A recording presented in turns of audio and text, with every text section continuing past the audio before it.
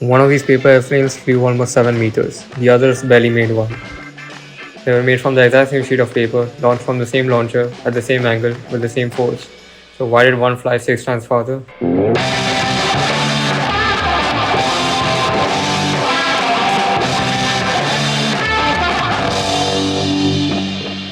To answer that question, I built 49 different airplanes, launched them hundreds of times, and searched for the perfect wing. At first glance, paper airplanes may seem like toys, maybe because they are. But everything that flies from a paper airplane to an RC plane to a B-2, inspired from a Hawk, obey the exact same laws of physics.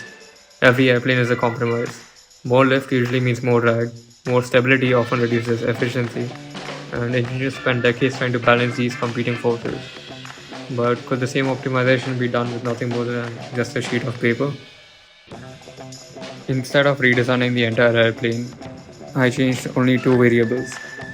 The first was aspect ratio, the relationship between a wingspan and its area. High aspect ratio wings are generally more aerodynamically efficient, producing less induced drag and allowing the aircraft to glide farther. Low aspect ratio wings are typically less efficient.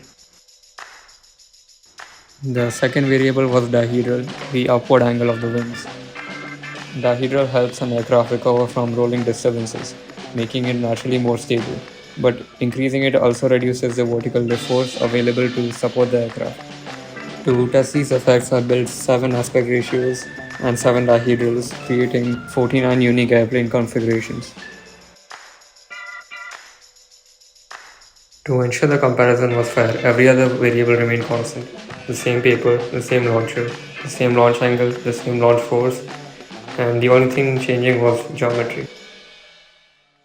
I used the Ken Blackburn design because it allowed the wing area to be changed incrementally by varying the number of folds, without altering the wingspan or changing the aircraft's design, for which I also developed a function.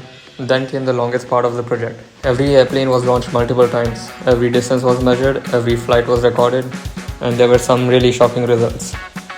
Which is why measuring only distance was not enough. Using the video tracker software tracker, I setted each airplane's position, velocity, and acceleration, which eventually let me estimate the lift generated throughout its flight.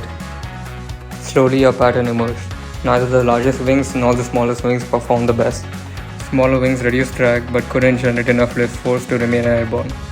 The larger wings generated a lot of lift but also a lot of drag. Somewhere in between these two extremes was a perfect balance.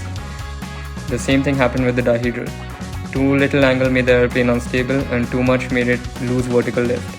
Once again, the best performance appeared somewhere in the middle. This 3D graph shows the relationship of both variables. Lift increases with wing area, but drag increases as well. More wing isn't always better. Likewise, increasing the dihedral improves stability by helping the airplane recover from disturbances, but every additional degree also tilts the lift force, reducing the amount acting upwards. Flight is ultimately a balancing act, not maximizing lift, not minimizing drag, simply finding the best compromise. After hundreds of launches and months of experimentation, one design consistently outperformed every other, an aspect ratio of approximately 1.65. Combined with a dihedral angle of 32 degrees, it produced the greatest flight distance. The wing does not simply hold air beneath it, instead it continuously redirects air downwards, producing an equal and opposite force we can call lift. Most surprisingly, even a simple flat paper wing can produce lift, without the conventional airfoil shape.